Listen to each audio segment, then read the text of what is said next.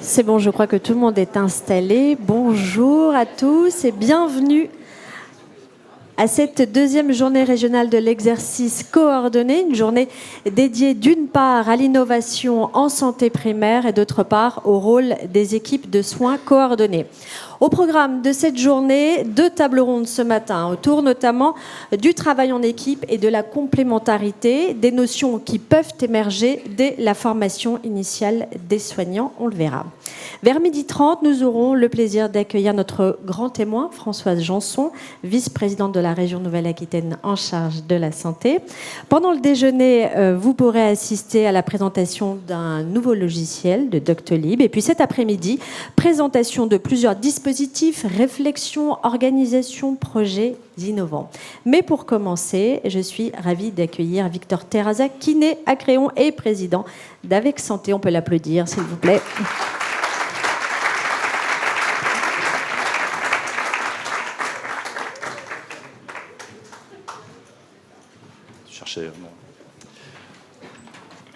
Il y a tout le monde ? Parce que, évidemment, tout le monde doit m'écouter. Bonjour à toutes et à tous. Alors, passage obligé pour ce congrès d'Avec Santé Nouvelle-Aquitaine, le mot d'ouverture du président. Alors, puisque c'est la première journée régionale à laquelle je participe en tant que président, je me suis posé la question, quel ton adopter pour ce mot introductif ?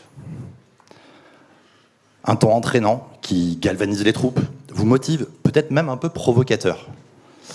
Mais il ne toucherait que les plus militants, ceux qui y croient déjà. Un ton plus formel, carré, avec des chiffres pour étayer mes propos, des références à des rapports d'institutions prestigieuses. Mais il ne capterait que l'attention des plus rigoureux, des méthodiques parmi nous. Ou alors, un ton léger, avec des références populaires, car, après tout, je ne sais pas s'il existe de bonnes ou de mauvaises maisons de santé. Ce que je crois surtout, c'est que ce sont avant tout des rencontres. Et là, je toucherai sans doute les fans d'Astérix et Obélix, Mission Cléopâtre. Et finalement, j'ai pris ma décision le dimanche 29 septembre. Ce jour-là, je suis parti courir. Une activité solitaire, bien loin du monde de l'exercice coordonné qui est avant tout collectif et collaboratif. Bienvenue, vous pouvez vous avancer. Mais ce dimanche-là, j'ai participé au trail des coteaux de Sadirac, dans l'entre-deux-mers, pas très loin de chez moi. Pas d'affolement, j'ai opté pour le plus petit format, 7 km. Mais cela m'a donné l'occasion de rester seul avec moi-même pendant près de 50 minutes. Ce dimanche, les inscriptions étaient complètes, un peu comme aujourd'hui. Heureusement, j'avais été prévoyant. Alors, pourquoi vous parler d'une activité aussi individuelle et de mon exploit personnel d'avoir couru sans me blesser ? Parce que bizarrement, j'y vois un parallèle avec notre quotidien professionnel. Au quotidien, les professionnels des maisons de santé s'activent et travaillent souvent seuls dans leur pratique, un peu comme un entraînement de course à pied pour une petite compétition. Et puis, à des moments clés, on se réunit pour échanger sur nos pratiques, discuter des défis qu'on rencontre, notamment face à des situations complexes. Un peu comme on partage quelques kilomètres de course à pied avec des amis. Et puis, si les préparations sont sérieuses, si l'entraînement est suivi avec rigueur, on finit par se présenter à la ligne de départ un dimanche matin. Bon, pour cette métaphore, j'ai pas encore trouvé d'équivalent direct avec nos situations professionnelles. Peut-être parce que lorsqu'on évoque l'exercice coordonné, on imagine plus facilement un sport collectif. Mais revenons à ce trail de Sadirac. Après quelques kilomètres, avec la fatigue qui commençait à s'installer, des doutes ont émergé. Est-ce bien raisonnable d'être là ? Et si je me blesse ? Il fait froid. Un café au chaud sur mon canapé n'aurait-il pas été un meilleur choix ? Et c'est à ce moment-là, vers le 4e kilomètre, que 3 commissaires de course, que j'imagine âgés de 7, 37 et 77 ans, m'ont applaudi et m'ont dit « bravo ». Alors, je sais que ça peut paraître anodin, mais à cet instant précis, tous mes doutes se sont évaporés.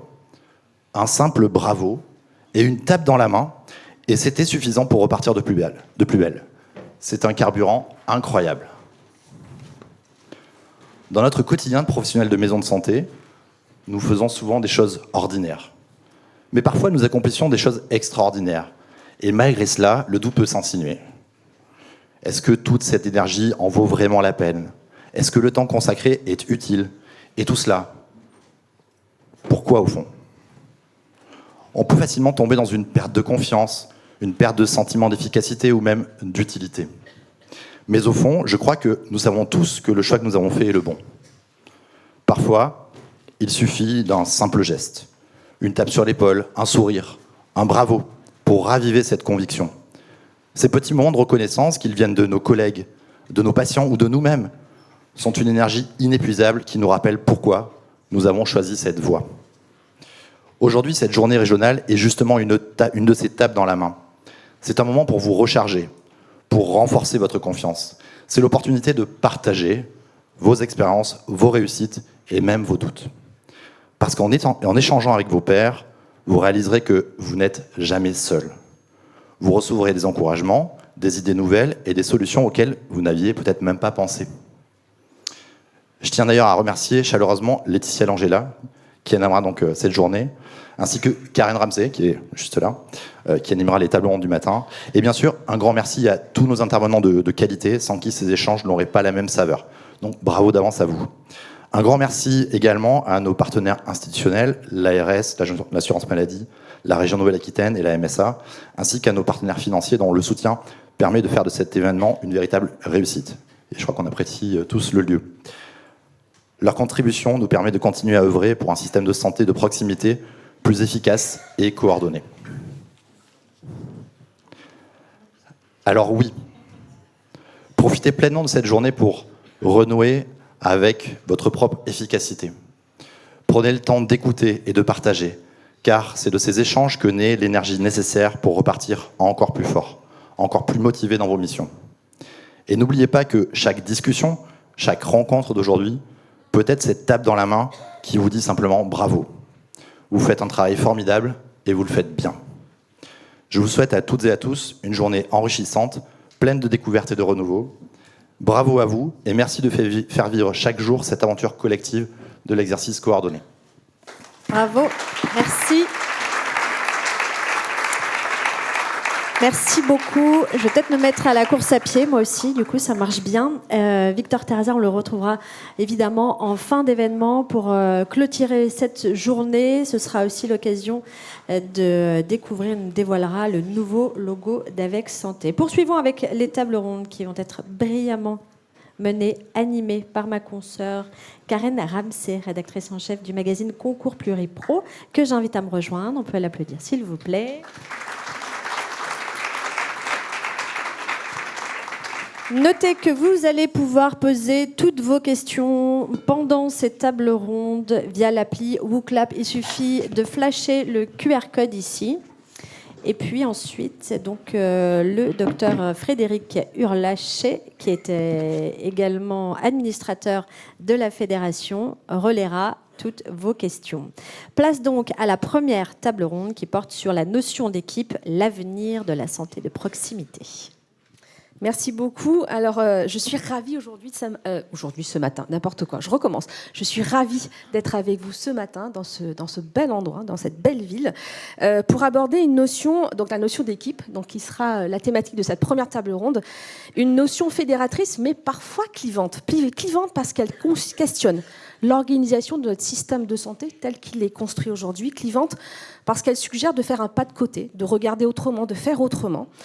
Et ou de reconnaître aussi ce qui se fait déjà dans les territoires. Clivante aussi parce qu'une fois n'est pas coutume, je vous propose de lancer cette table ronde en citant Emmanuel Macron.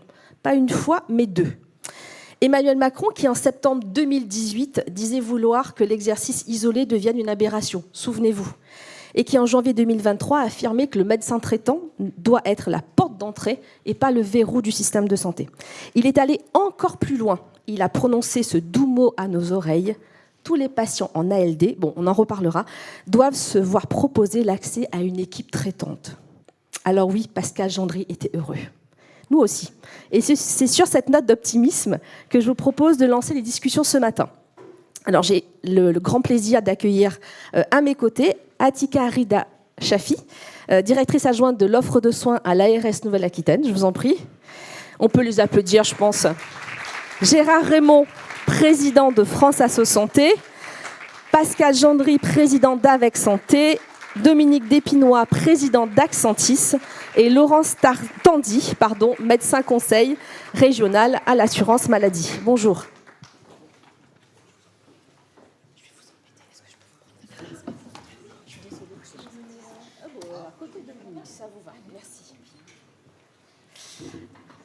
Pascal, alors on en parlait. Oula. Vous voyez, hein? Ouais, on se vous voit. Alors, on se vous voit quand même, hein? On fait les mais choses bien. On peut faire des ratés, là. Non, pas du tout. Déraper. Allez. Alors, on en parlait. Comment avez-vous réagi quand vous avez entendu le Premier ministre parler d'équipe traitante? Alors, attends, il est président de la République. J'ai dit quoi? T'as dit Premier ministre. Oh là là. Bah, je sais, ça bouge tout le temps, en mais fait. Oui, hein, enfin, on ne sait plus qui fait quoi. Ouais, en même temps. En même temps. Bonjour à tous. Ravi d'être parmi vous aujourd'hui. Merci à Victor et toute l'équipe de la Fédé Nouvelle-Aquitaine de m'avoir invité, enfin, au nom des coprésidents d'Avec Santé. On a commencé, c'est super, hein, on a commencé dans des préfabriqués, maintenant on est place de la Bourse. C'est pour dire si le mouvement est en marche. Et c'est pas fini. Non, alors, est-ce qu'on était ravis que le président de la République parle d'équipe traitante? Bah, évidemment, c'est bien qu'ils le disent. Par contre, ça serait bien que ce soit suivi, quoi, en fait. Parce qu'entre les discours et la réalité, eh ben, il y a plein de temps, de patience, mais aussi de conviction. Alors, de conviction à avoir sans doute dans nos têtes des professionnels, parce que passer de l'exercice individuel, du coureur solitaire à une démarche collective lors d'un trail, bah, c'est pas donné à tout le monde. D'abord, il faut être sportif, mais c'est quand même quelque chose qui doit aussi évoluer dans nos têtes, de passer de notre exercice en solo, en tête-à-tête avec le patient, à un exercice en équipe.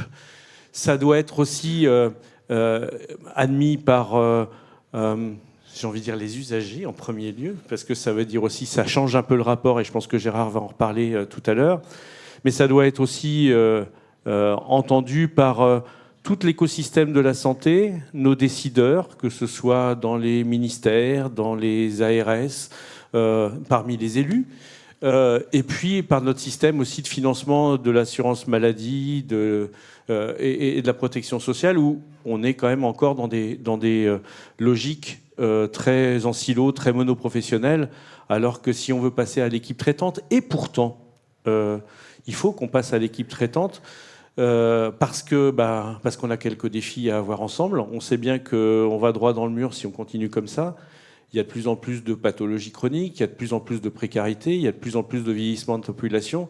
Et quel est le professionnel qui peut dire j'ai la solution pour moi tout seul, avec moi tout seul, je vais arriver à améliorer la prise en charge des personnes en ALD, je vais lutter contre la précarité, je suis le spécialiste de tout, peut-être parfois de rien, mais je suis le spécialiste de tout. Et dans la complexité de notre système de soins, alors en plus, maintenant aussi, si on y inclut des dimensions de prévention et même vraiment de prévention de bien-être, de dimension santé, est-ce que c'est même une équipe traitante avec la version soins, ou est-ce qu'on l'élargit à une dimension aussi santé, avec du coup sans doute des professionnels nouveaux qui vont apparaître? Et justement, donc vous parliez justement des professionnels nouveaux, les nouveaux métiers que sont l'infirmière référente, le pharmacien correspondant. Est-ce que ça va aussi dans le sens de cette notion d'équipe? Je pense que la notion d'équipe traitante, elle a été peut-être un peu provoque ou perçue comme provoque par rapport à l'histoire du médecin traitant. Alors, il est évident que pour j'ai pas envie, c'est pas forcément moi qui suis le mieux placé, mais Gérard serait le mieux placé, mais il est important pour que un usager, un patient, peut-être même un malade, et un professionnel de référence, médecin généraliste, mais aussi infirmier, mais aussi kiné, mais aussi orthophoniste, et ainsi de suite. Mais un référent ou une équipe de référents, parce que quelque part, aujourd'hui, je suis parmi vous à Bordeaux, mais moi j'ai des patients qui va avoir besoin d'un médecin à Renazé dans notre verte Mayenne et belle Mayenne, mais ils vont être accompagnés par un de mes confrères. Ils vont aussi avoir besoin d'une infirmière pour faire un bilan ou assurer leur insulinothérapie, et ils vont être pris en charge par une ou l'autre des infirmières du cabinet. Si ils ont eu la bonne idée d'enlever les mauvaises herbes dans leur jardin avec leurs bottes et la terre est lourde en ce moment et qu'ils ont un peu mal dans le dos aujourd'hui, ils vont être pris en charge par un ou un autre kiné de l'équipe. Sauf que tous ces professionnels qui sont peut-être référents du patient, ils sont, à partir du moment où ils sont dans cette équipe, ils sont en lien. Alors on ne va pas discuter de la situation de chaque patient, évidemment, mais on a la capacité de pouvoir, si besoin, se mettre en relation avec un professionnel. Et on sait aussi que quelque part, les conditions de cette mise en lien sont importantes. Alors oui, certains disent que l'équipe traitante peut être à géométrie variable et il n'y a pas besoin d'être dans la même structure pour s'occuper de manière coordonnée des gens. Mais quand même, le fait de disposer de protocoles communs, d'un système d'information commun, peut-être même d'assistants médicaux communs, peut-être même d'une infirmière d'équipe commune, peut-être même d'un secrétariat commun, peut-être même de locaux communs, c'est aussi des facteurs qui sont favorisants et aussi repérés par l'usager. Et ça, le repère, entre guillemets, c'est notre gros avantage dans les maisons de santé, c'est qu'on est repéré en tant qu'équipe parce que on fait partie, alors oui, des mêmes murs, mais d'une même façon de travailler, en tout cas d'un partage de valeurs. Quand un usager va à l'hôpital, il va dans une équipe de cardiologie. Il ne va pas voir simplement le cardiologue quand il fait son infarct. Il va voir toute une équipe. Et c'est quelque part aussi la dimension qu'on voit de plus en plus chez les gens qui nous confient leur santé en s'inscrivant chez tel ou tel professionnel de la maison de santé. Et donc là, ce que vous venez de dire, c'est qu'il ne faut pas opposer médecin traitant et équipe traitante. Mais comme on n'oppose pas non plus l'infirmière référente ou le pharmacien référent au sein de l'équipe, chacun a sa place dans une équipe. Et évidemment, même si la structuration de l'équipe et les pratiques de l'équipe permettent du partage de compétences sécurisées, même de la délégation de tâches, c'est pas beau ça, mais quand même du partage de compétences sécurisées, chacun reste dans sa fonction et repéré dans sa fonction par l'usager. Et c'est ça qui est important. Donc non, il y a des médecins pour l'usager, il y a le kiné pour l'usager et il y a l'infirmière pour l'usager. Je voulais passer la parole à Laurence. Alors Laurence, vous êtes médecin conseil régional à l'assurance maladie. On parlait justement du médecin traitant, de l'équipe de soins traitante. Quand on passe de l'un à l'autre, qu'est-ce que ça implique? Qu'est-ce que ça peut impliquer? Alors pour répondre à Pascal Gendry sur quand, effectivement l'assurance maladie a tout à fait conscience de l'évolution nécessaire et donc dans les préparations et négociations qui vont s'ouvrir, là, elles ont tardé un petit peu à cause de nos acharnements Justement, j'ai une question sur le calendrier après. Alors, pas encore, mais imminent, de façon imminente, bien sûr. Regardez, Monsieur Gendry a déjà été appelé. Non, je plaisante. L'idée, justement, c'est qu'on s'empare de ça, parce que c'est effectivement le sens, probablement, de l'histoire. C'est le sens, alors, où il n'y a pas une adhésion de tout le monde, effectivement. Donc, il faut effectivement qu'on travaille avec nos confrères. Le frein, des fois, est du côté médical. Mais en tout cas, pour répondre à votre question, c'est vrai que l'assurance maladie s'est emparée de ce sujet et a, dans un document, en fin de compte, qui est publié tous les ans, qui appuie toutes les orientations de la CNAM, a vraiment écrit, noir sur blanc, qu'il fallait valoriser ce travail d'équipe. Et donc, pour le valoriser, il faut bien sûr qu'en face, il y ait un cahier des charges d'organisation. Donc, le docteur Gendry a évoqué, on va dire, un certain nombre de choses, mais on pourra y revenir. Mais également, bien évidemment, le nerf de la guerre, il faut qu'il y ait un financement. Donc, il y a ce pré-travail de financement par rapport à une rémunération d'équipe qui pourrait être mis dans le contrat, on appelle ça un accord conventionnel, un ACI, nous dans notre jargon assurance maladie. Mais l'idée, c'est que justement, cette organisation soit financée par une modalité particulière de cet ACI. Après, bien évidemment, qu'il faudra voir qu'est-ce qu'on met dedans, à quoi ça correspond, hein, c'est ce que j'ai évoqué en termes de cahier des charges, mais également peut-être qu'on peut s'appuyer sur les expérimentations article 51 qu'il y a eu, qu'on appelle PEP, hein, qui correspond au paiement, enfin le mot PEP correspond, on va dire, à la réalité du paiement de ce travail collectif pour des professionnels de ville. Donc souvent il y avait PEPS, qui était quand même très positif, très enthousiasmant. Et puis il y a l'IPEP, qui est aussi des expérimentations comme ça de parcours où il y a une équipe qui, justement, concourt à une amélioration de la prise en charge du patient. Et comme vous l'avez dit, à une fluidité d'information, à un partage de décisions, à une réflexion ensemble, un peu comme, sans faire une usine à gaz, un peu de RCP, donc de pluridisciplinaire autour du patient. Et c'est vrai que les retours sont très positifs de ces expérimentations. Il y a une quinzaine de MSP et de centres de santé qui se sont engagés là-dedans. Et c'est vrai que le retour est très positif. C'était cadré, hein, pour aller jusqu'au bout. C'était cadré en termes de typologie d'activité, en termes de... Il fallait vraiment des médecins volontaires, puisque le paiement n'était plus à l'acte, le paiement était au forfait. Donc ce qui change, hein, pour le médecin libéral, on va dire standard, hein, qui a été formé classiquement et qui est attaché à ce paiement à l'acte, il faut qu'il... Mais M. Gendry l'a dit, il faut qu'il dépasse ça et qu'il soit tout à fait adhérent à l'idée de forfait. Voilà, ce que j'ose pas trop parler parce que sinon je vais amputer le temps, voilà, le temps des autres. Alors, on parle là vraiment d'une refonte, on va dire, du modèle organisationnel et financier. Mais est-ce que les professionnels sont prêts pour cette bascule-là? Vous parliez des médecins, mais est-ce que plus largement les professionnels sont plutôt en attente justement de cette possibilité? Alors je pense que côté, si je neutralise la profession de médecin, je pense que les autres professions sont tout à fait prêtes. Le sujet qu'on a... Donc ceux qui seront à convaincre sont les médecins. Il y a encore vous évoquiez Emmanuel Macron sur l'exercice isolé, mais pour rencontrer, moi au fin fond de la Creuse, et c'est pas du tout stigmatisant, des confrères qui sont très attachés à l'exercice isolé, qui ne comprennent pas pourquoi on est là en train de leur promouvoir cette activité, non pas collective, mais ensemble, sans jeu de mots. Et donc c'est vrai que si vous voulez, il y aura des réticences, et il y a des réticences de la part de nos confrères, et puis il y a d'autres, qui, c'est indépendamment de la génération, qui sont tout à fait partants, qui ont compris la valeur ajoutée. Et c'est vrai que les jeunes souvent expriment le fait qu'ils ne veulent plus être seuls. Alors, on pourrait penser qu'il y a cette connotation générationnelle, mais en fin de compte, le médecin auquel je pense en Creuse est un homme jeune de 35 ans et il ne veut pas en entendre parler. Donc, il faut vraiment qu'on valorise.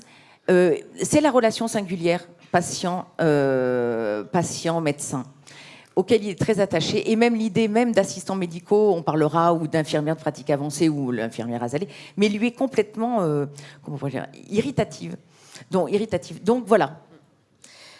Donc oui, c'est peut-être en marche, mais il faudra convaincre. Et il faudra montrer que ça marche. Après avoir cité Emmanuel Macron, je voulais citer votre directeur général, M. Fatome. L'année dernière, au congrès des MG France, il disait que, et là je le cite, il reste très attaché à cette notion de médecin traitant, mais il avoue être, je cite encore, assez à l'aise avec la notion d'équipe traitante. C'est plutôt bon signe, non ? Tout à fait. Et on va dire, il est passé à l'acte, puisque quand même il a validé cet écrit, sans jeu de mots, cet écrit dans donc ce document qui, effectivement, le nom n'est pas enthousiasmant, chargé produit. Alors ça fait tout de suite peur, mais il n'empêche que c'est vraiment les orientations de l'ACNAM et que c'est écrit noir sur blanc, ce qui est vraiment pour nous, ce qui a été un signe très fort du fait qu'il faut qu'on ouvre ces négociations, il faut qu'on aille vers ce travail. Donc oui, tout à fait. Il faut le vivre comme un élément très positif d'orientation de notre directeur général. Donc, l'assurance maladie est convaincue, une grande part des professionnels sont convaincus, mais pourquoi ça coince encore aujourd'hui ? Pourquoi est-ce qu'on est encore aujourd'hui à discuter de cette notion d'équipe traitante alors que finalement on a l'impression que tous les feux sont verts ? Le nombre de gens qui ont expérimenté sont encore très inférieurs par rapport à la masse d'exercices autres. Donc, il faut du temps. En fait, tout changement demande minimum 3 ans, on le sait bien. Donc il faut qu'il y ait une acquisition. Alors vous allez dire que ça fait bien plus longtemps. C'est ce que j'allais vous dire, parce que je crois que Nicolas l'XP Revel l'avait plutôt Oui. dit avant. Oui, mais on ne bouge pas les choses comme ça. Il faut du temps. Et puis les négociations vont être l'élément justement qui vont concrétiser. Si on passe pas à l'acte, là encore, sur une négociation qui donnera le cap et surtout une validation officielle de ce tournant, si on n'y arrive pas, voilà, ça donnera quelque chose de, on va dire, de mitigé. Et si on y arrive, au contraire, voilà, on va embarquer un petit peu plus de monde. Donc c'est une question de temps, mais aussi de moment, et le moment arrive dans pas longtemps. D'accord, donc on espère que l'année prochaine, 2025... La négociation va s'ouvrir, les on négociations sera déjà vont en train s'ouvrir, de dire, mais en fait, l'équipe traitante, c'était une évidence. On a bien fait de se lancer. C'est tout bon. Affaire à suivre. Voilà. Allez. Gérard Raymond, je vous ai beaucoup vu réagir lors de ces 2 premières interventions. Quand on parle d'équipe, quand on parle de médecins traitants, est-ce que le patient, est-ce qu'il comprend les enjeux, mais surtout, est-ce qu'il est d'accord sur le fait que le médecin ne doit plus ou ne peut plus être la porte d'entrée du système de santé? Bonjour et merci pour cette invitation. C'est toujours très agréable de venir vous rencontrer. Moi qui fais pas mal de colloques et pas mal de séminaires, de professionnels de santé, de tout statut, j'avoue que venant vous rencontrer, je trouve la jeunesse, l'enthousiasme et tout, que je ne retrouve pas dans d'autres colloques syndicaux, d'autres professions. Voilà, donc très bien. Juste un mot aussi pour le trail, il y a des courses à relais, hein. Et donc on voit bien qu'on peut avoir aussi, j'ai ma vingtaine de marathons et ma centaine de semi-marathons, mais il y a pas mal de courses à relais qui font qu'il y a aussi cet esprit d'équipe, y compris dans la course à pied. Le patient, lui, il est totalement débordé. Le patient, il veut une réponse à son urgence. Il veut qu'on lui dise pourquoi il a mal et qu'on le soigne et même à la rigueur qu'on le guérisse. Il veut cette réponse immédiate. Ça, c'est l'ensemble de nos concitoyens. Après, effectivement, il y a quelques associations structurées qui ont mené une réflexion, particulièrement les associations de pathologie chronique, qui ont mené une réflexion pour effectivement qu'il y ait autour d'eux, avec eux plutôt, une équipe pouvant les accompagner, etc. Ce qu'on a appelé à un temps l'éducation thérapeutique, aujourd'hui l'accompagnement, etc., etc., etc. Mais encore une fois de plus, cette réponse de la demande populationnelle sur un territoire donné, compte tenu de aujourd'hui la démographie sanitaire sur un territoire, ne peut être portée que par une équipe, que collectivement. On ne peut pas obliger une personne, même un médecin, à être la seule porte d'entrée, même s'il est traitant, la seule porte d'entrée et pendant 24 heures, 24 heures sur 24, être la porte d'entrée. Ça n'a plus aujourd'hui de sens. Ça a pu l'avoir il y a une vingtaine d'années quand Frédéric Van Hoekeghem a créé le médecin traitant, etc. Ça pouvait avoir une raison qui était plus d'ailleurs une raison économique et pour, voilà, dans le cadre des négociations conventionnelles, mais je les ai tous connus, moi je suis trop vieux, hein, donc, et aujourd'hui ça n'a plus de sens. Donc nous, ce que veulent l'ensemble de nos concitoyens, c'est avoir une réponse rapide.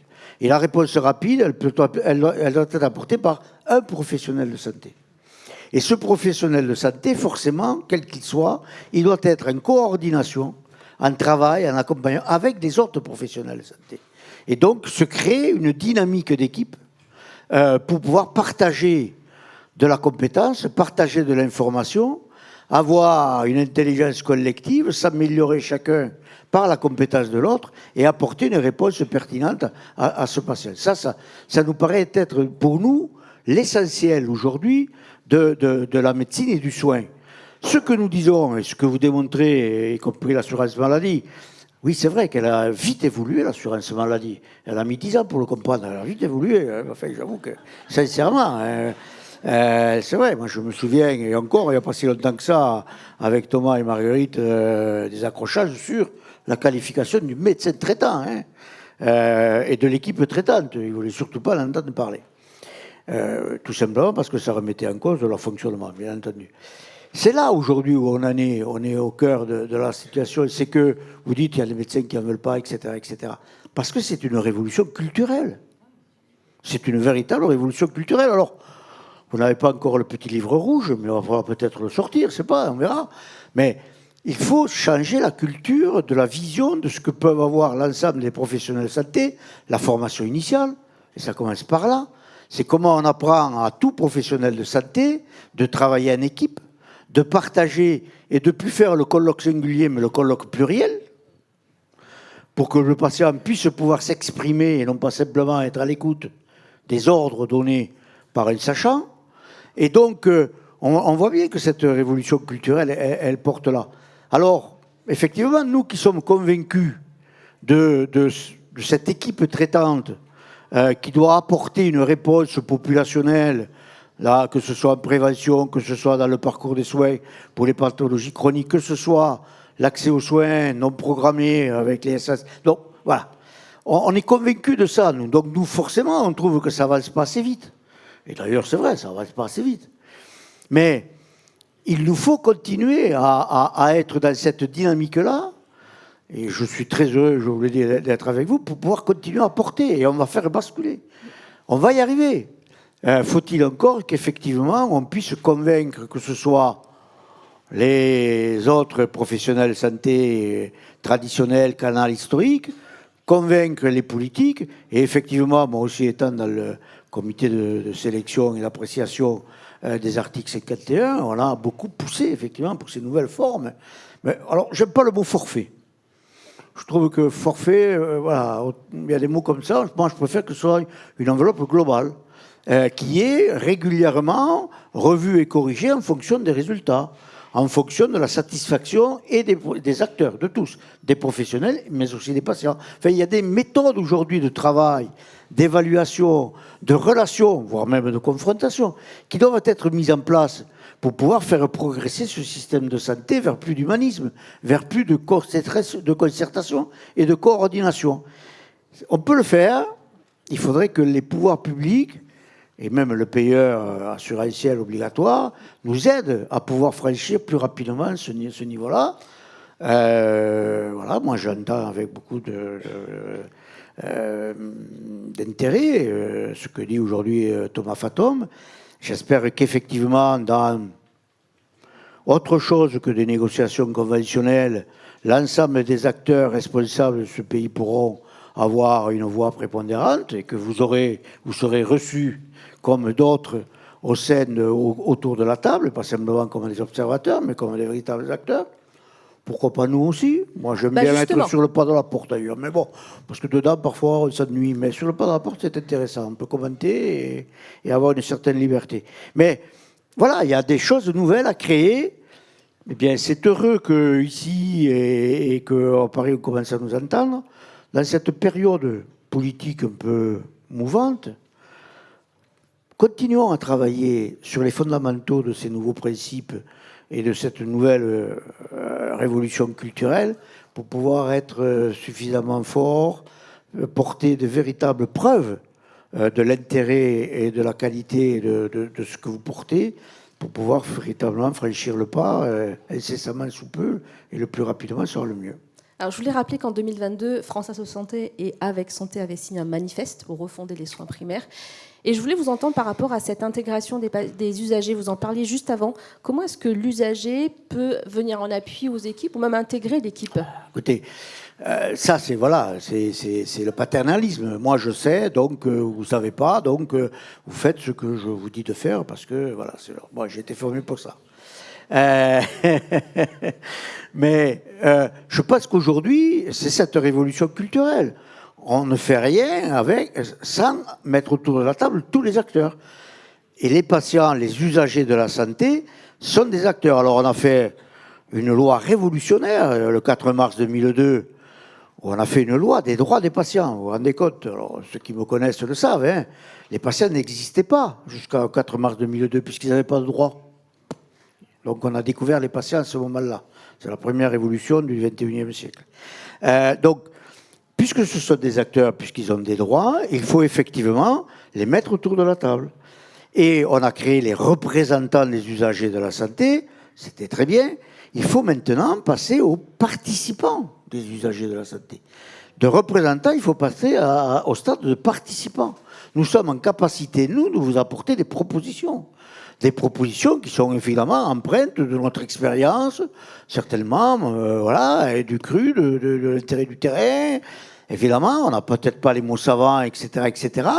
On n'a peut-être pas des modèles économiques aussi pertinents que certains, mais on voit bien quand même que l'intérêt d'abord de ce système de soins qui doit se transformer en système de santé doit se faire avec nous. Et que nous avons certainement des idées à pouvoir vous apporter qu'on doit mettre en commun.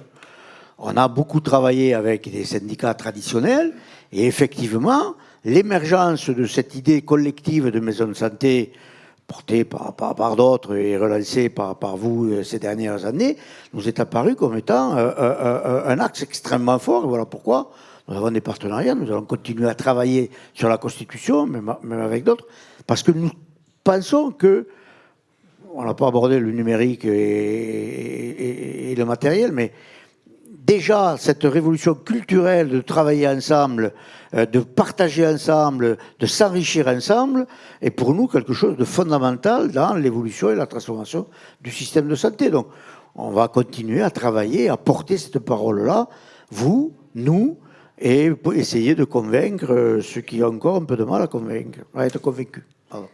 Alors, je voulais céder la parole à Atika. On parle là, depuis ce matin de la notion d'équipe de soins de proximité. De quand date cette notion et quel a été l'objectif, très rapidement? Ouais, alors, bonjour à tous, merci beaucoup de cette invitation. Et je vais démarrer sur une séquence un peu ennuyeuse, je pense, pour répondre à cette question. En fait, je vais distinguer la pratique, le besoin et la nécessité peut-être de l'équipe de soins. L'équipe de soins, en fait, elle existe depuis que le patient existe. Hein, donc là-dessus, il n'y a pas j'enfonce une porte ouverte d'emblée. Je voulais surtout évoquer la reconnaissance, dans le cadre de la loi, de cette équipe de soins. Et en fait, cette reconnaissance, elle est tardive, parce qu'elle date d'il y a moins de 10 ans. Elle date de la loi de modernisation du système de santé de 2016. Et cette reconnaissance, elle visait en tout premier lieu à définir les conditions dans lesquelles se partagent les données de santé entre professionnels de santé. C'était ça la raison initiale. Il faut quand même qu'on se rappelle que l'objectif de la traduction de l'équipe de soins dans la loi visait cet objectif de sécuriser les modalités de partage de l'information strictement nécessaires au suivi des patients et à la coordination de professionnels qui relèvent, on va dire, de corporations différentes. Donc ça, c'est quand même un point extrêmement important, puisque cette loi, en fait, elle vient finalement opérer 2 changements que moi je considère assez majeurs. Le premier, c'est que la présomption de consentement du patient au partage des données qui le concernent, qui était déjà inscrite dans la loi 2002 que vous évoquiez, hein, elle concernait jusqu'à présent plutôt les établissements de santé, les structures organisées. La loi de 2016 l'étend aux équipes de soins en hôpital, en dehors de l'hôpital. Donc ça, c'est la première extension de cette loi. La deuxième, c'est que le partage des données, dans le cadre de cette équipe de soins telle que définie, dépasse strictement le champ sanitaire. On peut possiblement partager des données sanitaires, médico-sociales, sociales. Donc ça, c'est quand même un point important.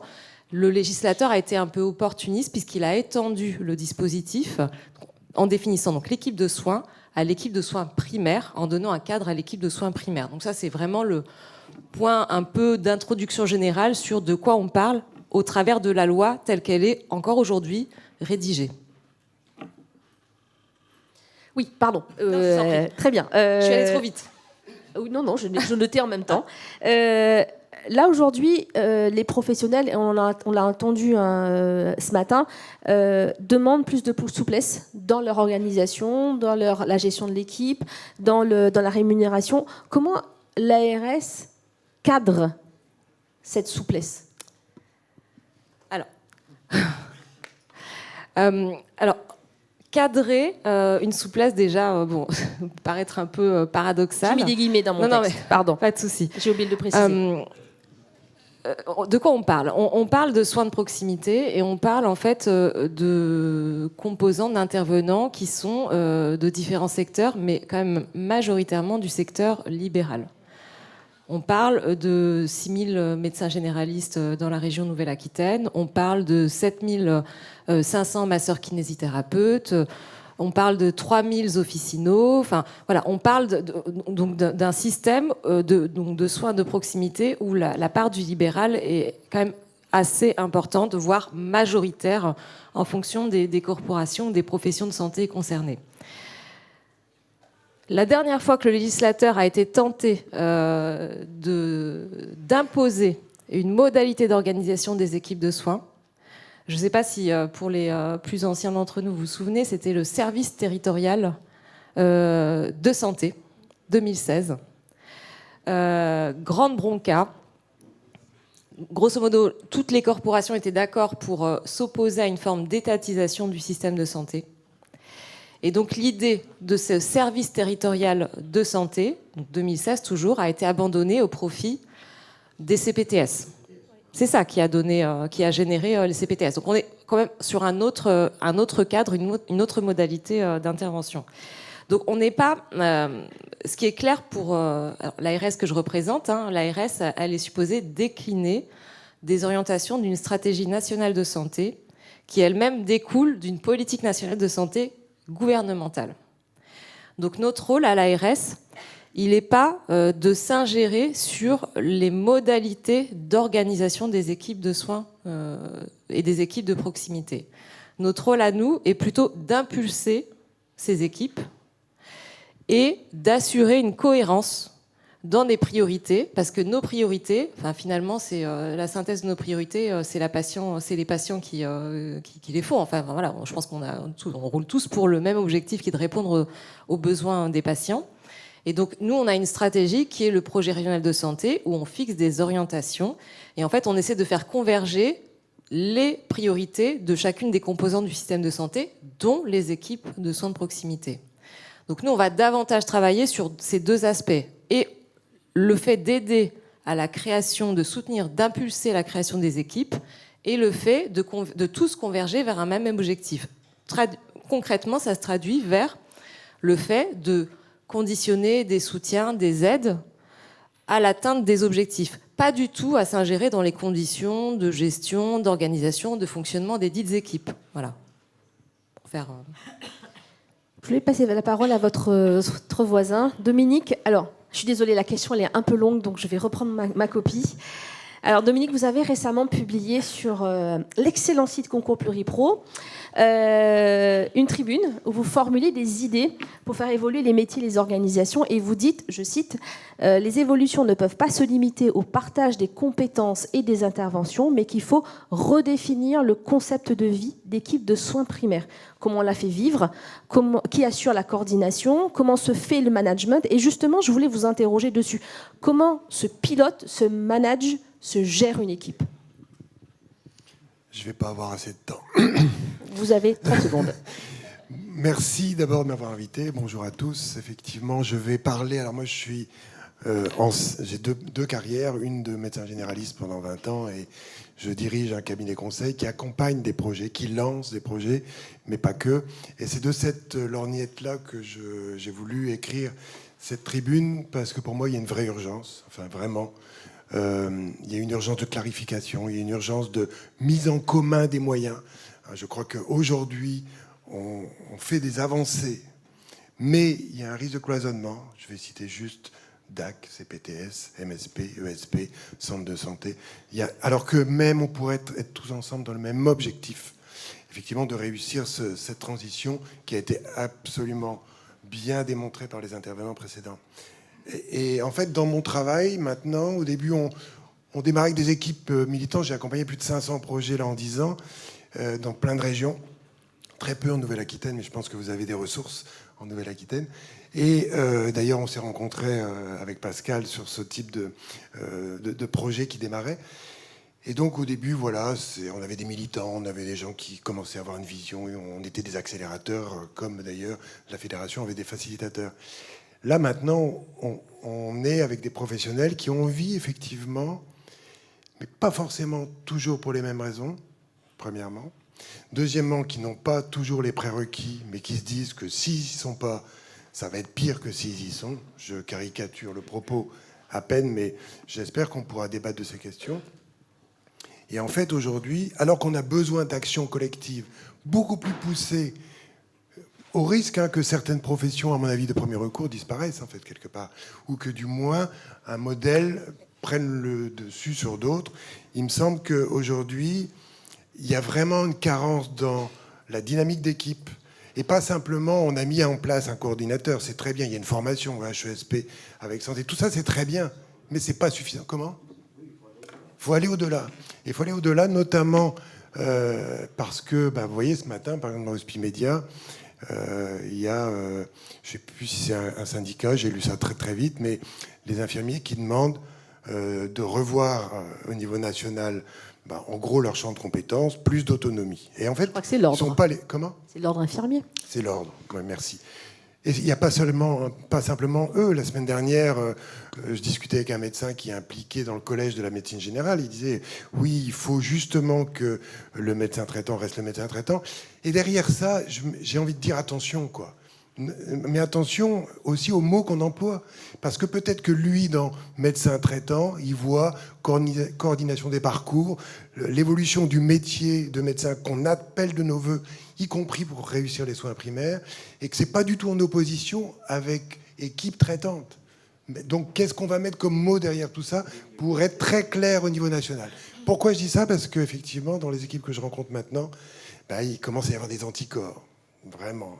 Voire même des gens qui disent puisque c'est comme ça, moi, je sors de la CISA, ou je dissous la CISA, ou on s'en va, etc. Il y a une vraie problématique aujourd'hui de cet ordre-là. Alors, pour répondre, je m'excuse parce que je fais des détours, mais pour répondre, je pense qu'il y a un travail à faire sur la définition des rôles, en fait, dans une équipe. Et cette définition des rôles n'est pas simplement un champ de compétences professionnelles, c'est aussi... Moi, qu'est-ce que j'aime faire ? Ou est-ce que j'ai naturellement une position de leadership que je peux tenir, parce qu'on a besoin de leadership dans une équipe, on a besoin de management, on a besoin d'une organisation qui est presque une organisation entre guillemets entrepreneuriale. Ne le prenez pas au mauvais sens du terme, prenez-le au sens effectivement de se mettre ensemble et pouvoir effectivement se rencontrer, avoir des outils partagés, faire attention à la qualité de vie au travail. Là, je suis accompagné, une ARS m'a demandé de venir donner un coup de main dans une équipe. Bon, je ne sais pas comment on va s'en sortir, tellement c'est dégradé dans la relation. Et en fait, quand on regarde et qu'on fait un audit des équipes comme ça, on s'aperçoit que, effectivement, tout le monde a voulu tout faire, la plupart du temps. Il y a une confusion entre gérant de la CISA et coordonnateur. Donc les rôles n'étaient pas définis et ça donne des situations très très difficiles. Donc aujourd'hui, pour répondre à la question, je pense qu'il faut redéfinir les rôles. Il faut vraiment s'appuyer sur des protocoles et des procédures. Alors ça aussi, ça crée des anticorps chez certaines professions, mais c'est absolument nécessaire, ne serait-ce que pour pouvoir de temps en temps sortir du cadre. Mais en tout cas, effectivement, mettre des procédures et des protocoles. Il faut vraiment se dire qu'on peut remporter le pari de transformer les soins primaires que si on se donne des indicateurs de qualité, haute bénéfice des parcours patients. Et ça, on est encore un peu en arrière. Et on sait bien, pour avoir travaillé avec Santé nationale sur des projets, par exemple, je pense à Bref, j'arrête de fumer, ou l'alcool, ici on en parle, comment c'est difficile d'emmener une équipe en disant, allez, notre objectif c'est ça, et on suit cet objectif pour traiter la question de la qualité de nos pratiques. Pourquoi ? Parce que la qualité de la pratique donne du sens à la pratique et peut permettre de réattirer en soins primaires aussi des professionnels. N'oublions pas, je pense que c'est un élément essentiel. Et puis alors, aujourd'hui, la communication à différents niveaux, elle est extrêmement, extrêmement importante. Et pour finir, parce que je ne sais pas si j'aurai la parole après, donc j'en profite, je pense qu'aujourd'hui, il y a un sujet territorial, régional ou départemental ou territorial, ça se discute parce qu'il y a différents niveaux des territoires, entre cette question d'accès PTS, MSP, et j'ai envie de dire ESP, parce que pour moi, il faudrait qu'on en discute, et ESS, c'est la question de regarder comment on pourrait réfléchir à une mutualisation de ressources, une motivation, une incitation financière à la collaboration de ces entités qui sont totalement complémentaires si elles sont bien menées. Là où elles ne sont pas bien menées, ça va dans le mur. Mais, et d'ailleurs, quand on entendait au congrès les CPTS la semaine dernière, M. Fatom dit « On met beaucoup d'argent, hein, attention, hein !» falloir montrer qu'il se passe quelque chose. Donc ça, c'est un vrai sujet. Faire des formations conjointes aujourd'hui, puisque on a des gens qui viennent... On en parlera tout à l'heure. Voilà, tout à fait. Et arriver à construire peut-être une forme de pilotage unique à un niveau territorial pertinent pour pouvoir innover justement beaucoup plus dans les outils, dans les parcours et dans... Voilà, j'arrête parce que sinon je vais pas... Merci Dominique. Alors merci beaucoup pour ce que vous avez dit. Je suis sûre qu'il y a énormément de questions qui vont arriver. J'ai une dernière question pour Pascal. Réponse d'1 minute. On voit l'évolution des métiers qui passent, enfin des professions qui passent par des lois monopro. Est-ce qu'il est envisageable de rêver d'une loi exercice pluripro ?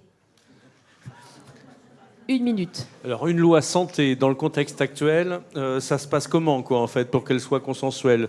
Donc, je pense que là, de toute manière, il ne va pas se passer grand-chose avant quelques mois, voire 1 ou 2 années, donc, pour avoir une loi santé sur le sujet. Et pourtant, on en a besoin, parce qu'on ne sait pas trop par quel vecteur. D'ailleurs, il paraît qu'il y a des négociations conventionnelles qui doivent démarrer, un de ces 4, sur l'évolution de la CIMSP. Je vous rappelle, je vous informe qu'une organisation représentative nationale telle qu'Avec Santé, avec ses nombreux adhérents, est dans une posture d'observateur, mais ne signe pas les accords conventionnels, puisque les accords conventionnels sont signés entre l'assurance maladie et les syndicats monoprofessionnels. Donc nous n'avons qu'une position d'observateur, peut-être un peu d'influenceur sur les évolutions, mais nous n'avons pas cette possibilité. On ne sait pas si ça pourrait être dans le PLFSS, mais il est déjà écrit, et comme il sera probablement 49.3, on va un peu de chance qu'on fasse changer les choses. Et donc voilà. Par contre, moi, je ne peux pas m'empêcher de réagir quand même, même si une petite minute de plus ? 30 secondes. 30 secondes. Tant pis, ça sera plus long. Ça sera plus long. Oui, tu as raison. Dominique, il est urgent de continuer, ou plutôt d'améliorer la structuration de nos équipes de MSP. Il est très urgent. Il est très urgent parce qu'on a des défis. On voit bien qu'il y a des équipes qui commencent à peiner par peut-être des effets générationnels, avec des leaders historiques qui partent, mais aussi beaucoup de questions autour du management de ces équipes, quoi, en fait.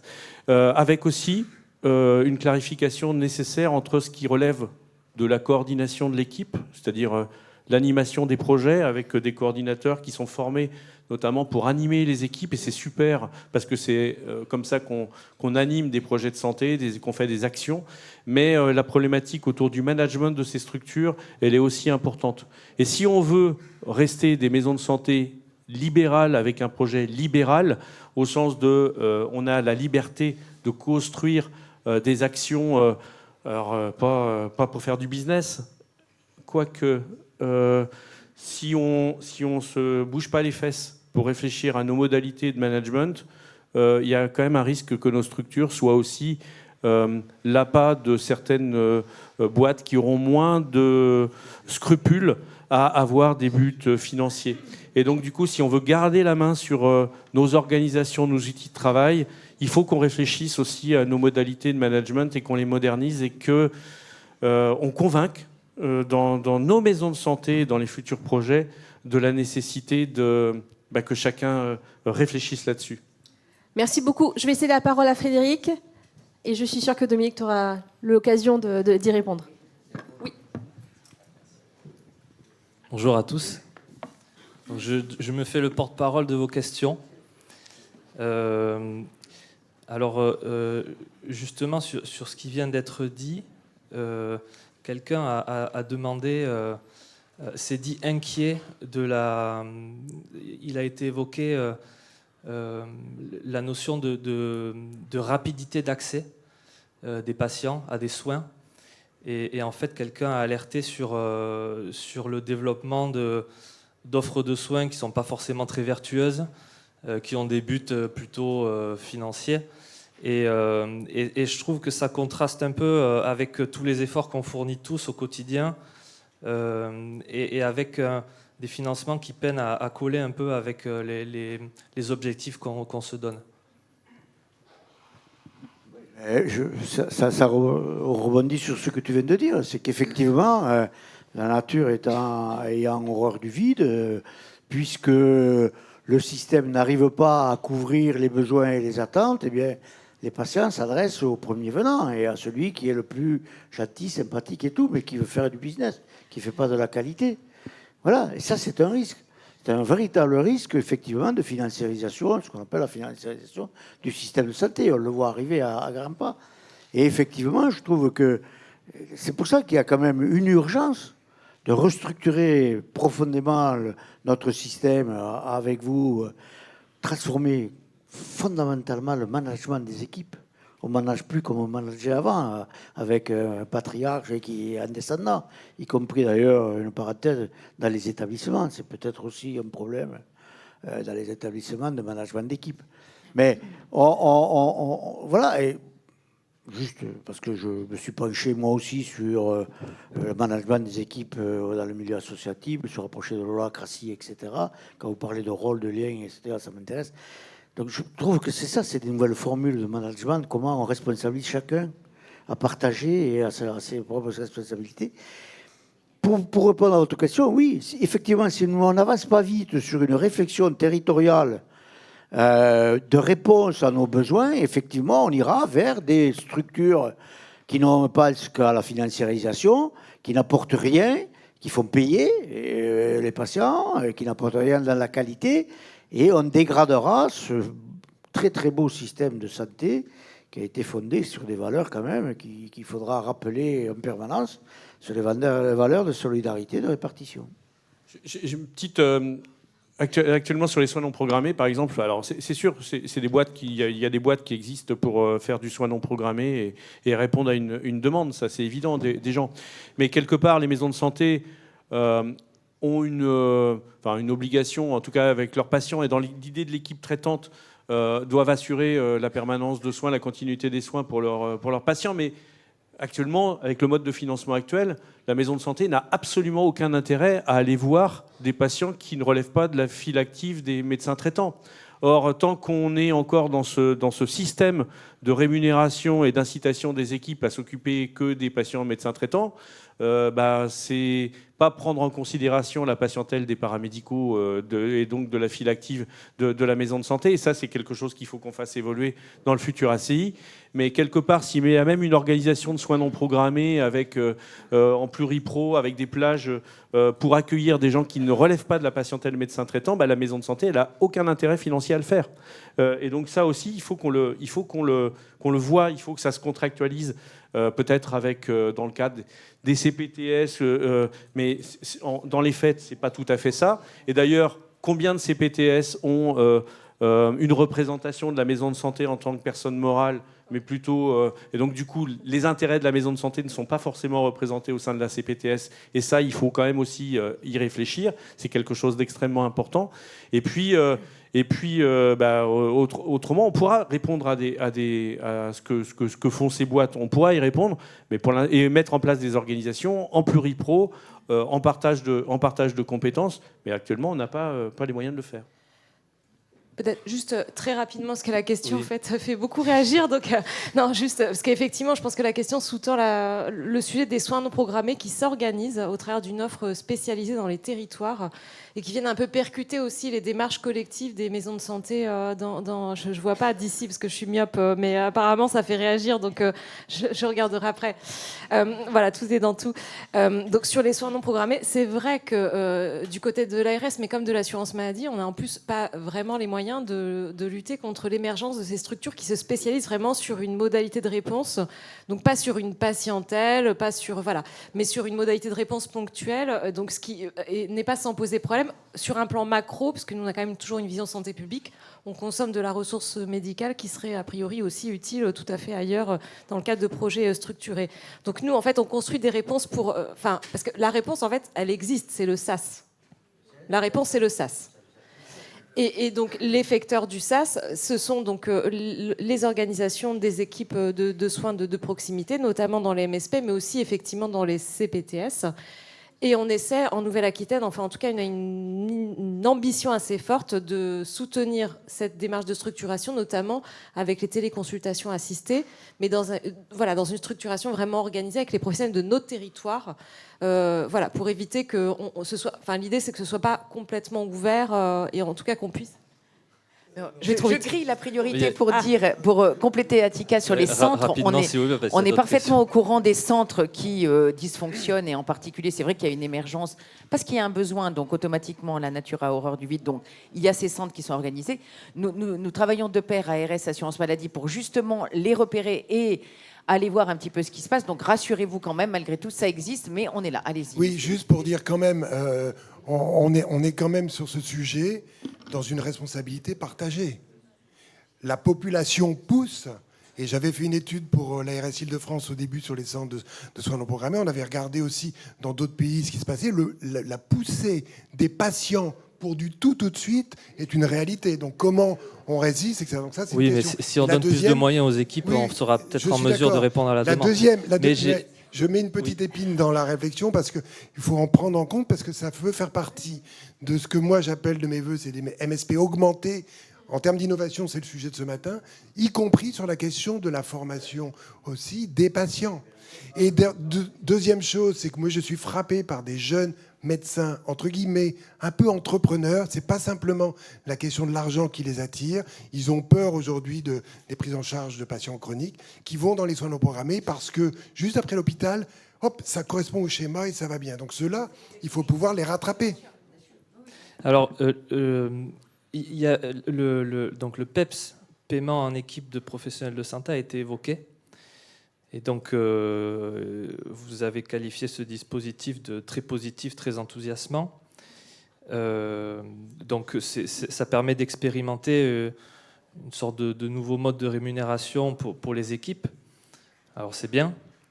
D'ailleurs, on m'a signalé qu'il y avait des équipes de soins coordonnés très dynamiques, notamment en Creuse. Voilà.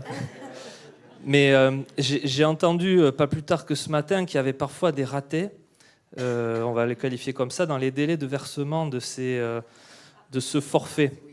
Alors, moi, c'est des choses qui me parlent, hein, parce que c'est un dispositif qui m'intéresse beaucoup. Mais quand j'en parle autour de moi, c'est des choses qui remontent.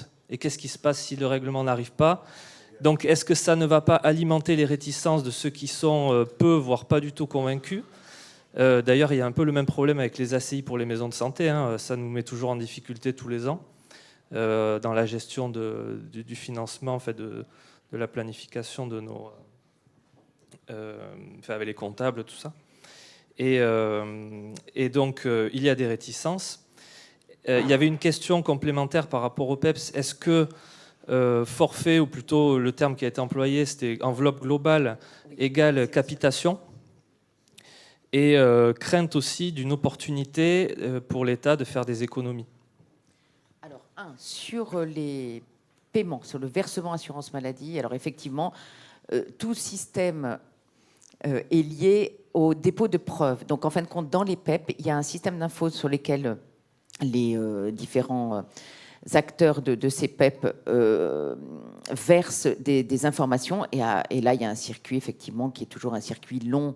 Assurance maladie, on est tout à fait d'accord. En ce qui concerne les MSP, là, en revanche, et on a dans la salle des personnes très opérationnelles dans les CEPAM qui, justement, essayent au maximum de simplifier. On travaille, nous, avec la Caisse nationale pour essayer de leur dire, écoutez, comment on peut anticiper, on peut également faire un choc de simplification sur les éléments de preuve pour que le versement se fasse au plus vite. Bon, on est dans un circuit de paiement, donc automatiquement ça demande des contraintes. Moi, j'entends bien, hein, mais vraiment on en a conscience et on y travaille quand même très régulièrement.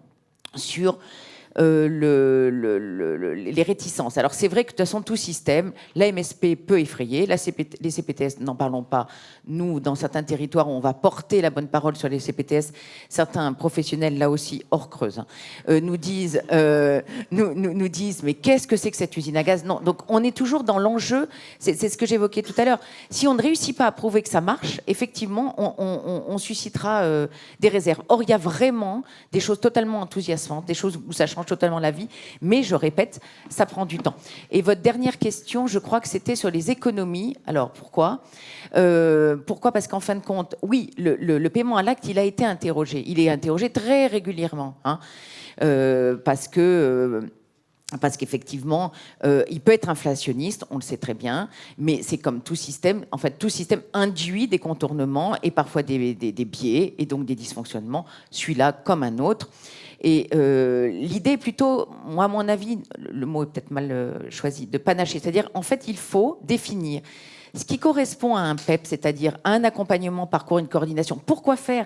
On en revient, en fait, nous, on est très théorique, mais concrètement, il faut qu'on parte, nous, de nos protocoles pluripro, très pratico-pratiques, je fais un clin d'œil pour ceux qui sont des enthousiasmes des PPP, où, en fait, il faut être pratique. On fait quoi ? Pourquoi ? Voilà. Et en fait, à partir de là, on prouvera là aussi que ça marche, ça fédérera, et on a des concrétisations un peu plus de notre théorie là, de circuit.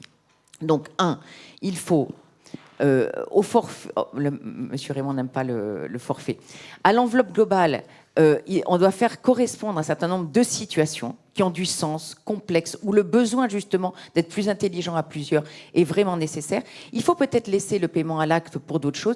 Il ne faut pas, à mon avis, opposer. Il faut plutôt construire des briques. Mais là encore, revenons au concret. Je ne sais pas si j'ai répondu à toutes vos questions. Sur les économies, oui, potentiellement, ça a toujours circulé. Mais je crois qu'il faut qu'on neutralise ça. Il faut plutôt qu'on soit opérationnel et qu'on réponde aux besoins. Enfin, peut-être plusieurs remarques, je sais d'aller vite. Alors, il faut bien distinguer ce qui relève du financement de la structure, l'équipe, et ce qui relève de la rémunération des professionnels qui exercent dans l'équipe. Et ça, je pense qu'il ne faut pas tout mélanger quand même. Alors, quoique,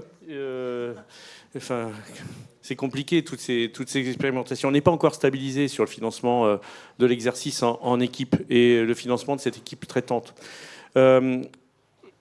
Par exemple, on voit bien que on est encore dans des phases d'expérimentation avec beaucoup d'articles 51 et quelque part avec soit de la rémunération des professionnels avec une rémunération forfaitaire, c'est comme ça qu'elle est dit, PEPS.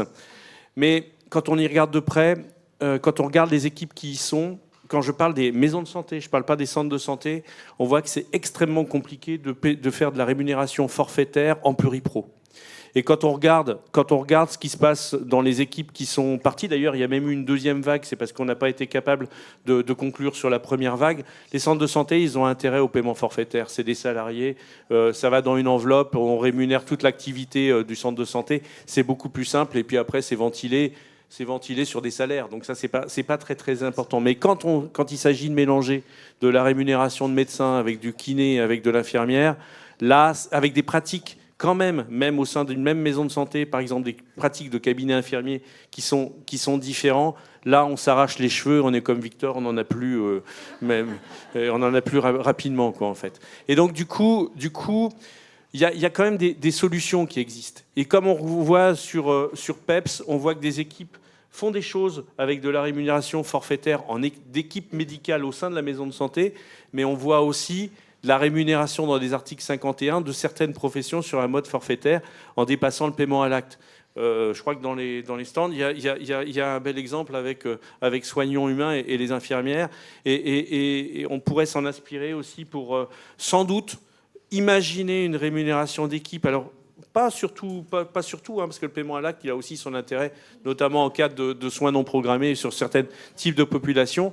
Mais on pourrait peut-être s'imaginer de faire un mix sur de la rémunération forfaitaire, au moins par équipe de profession au sein de la maison de santé.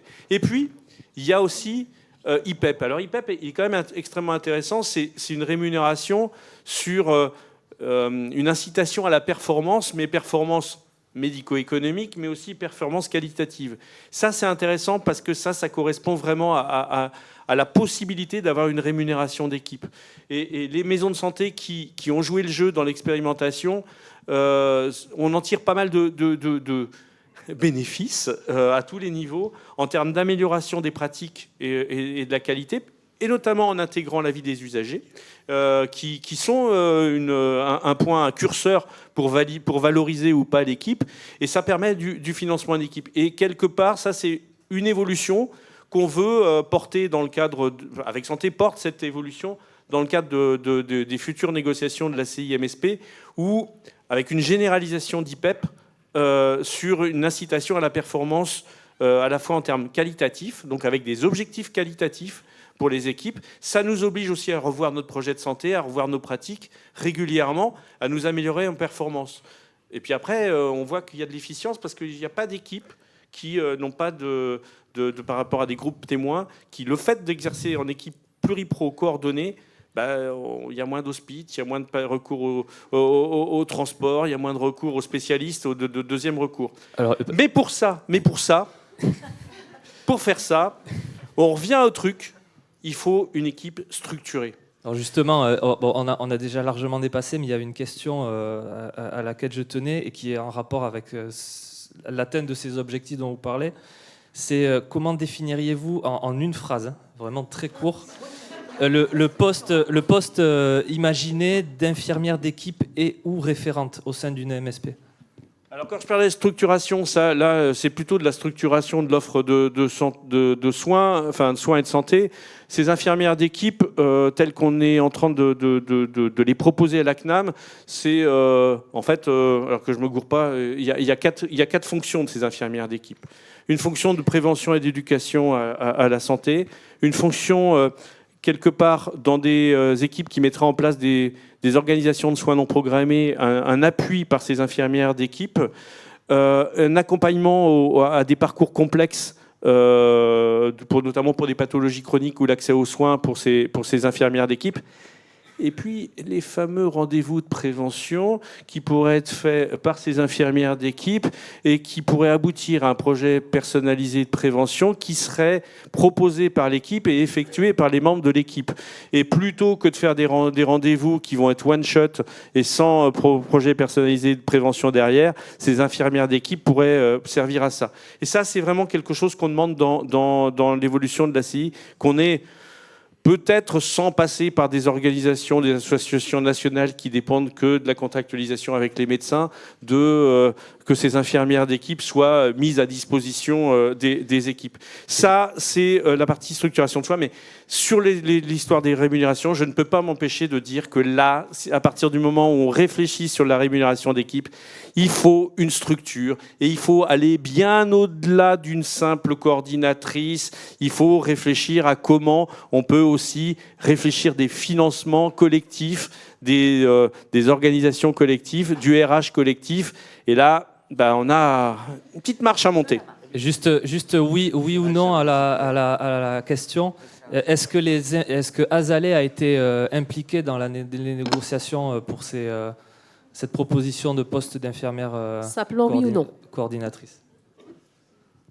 Ça... Si vous avez compris qu'il y avait 4 fonctions, Asalée n'est impliqué que dans une. Bien, merci beaucoup Frédéric. Merci. La tâche n'était pas simple. Merci à nos intervenants, merci à tous. À très vite.